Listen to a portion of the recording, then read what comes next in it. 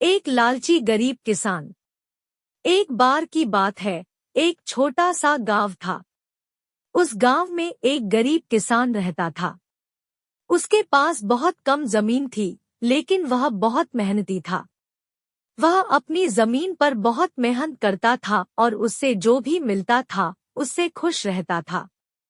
एक दिन किसान अपनी जमीन में काम कर रहा था कि तभी उसे एक चमकता हुआ पत्थर मिला। उसने पत्थर को उठाकर देखा और उसे लगा कि यह कोई सोने या चांदी का पत्थर है। वह बहुत खुश हुआ और उसे अपने घर ले गया। घर जाकर किसान ने पत्थर को अपनी पत्नी को दिखाया।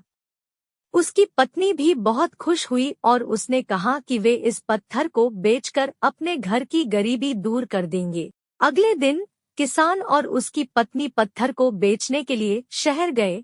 उन्होंने बहुत से दुकानदारों को पत्थर दिखाया, लेकिन किसी ने भी उस पत्थर को खरीदना नहीं चाहा।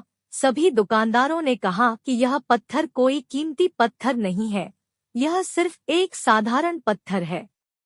किसान और उसकी पत्नी बहुत निराश हुए। वे वापस अपने घर जा रहे थे कि तभी उन्हें एक बुजुर्ग व्यक्ति मिला। बुजुर्ग व्यक्ति ने उनसे देखा और पूछा कि वे इतने निराश क्यों हैं।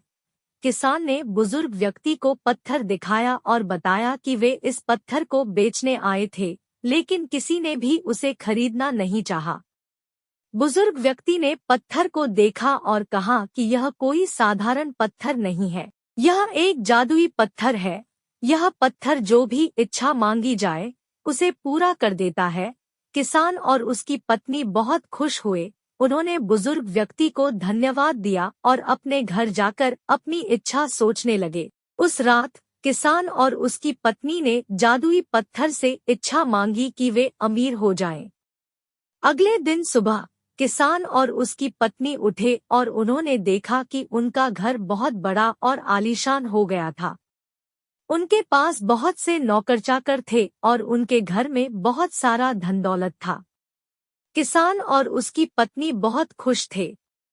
उन्होंने जादुई पत्थर के लिए भगवान को धन्यवाद दिया और अपना जीवन खुशी से बिताने लगे।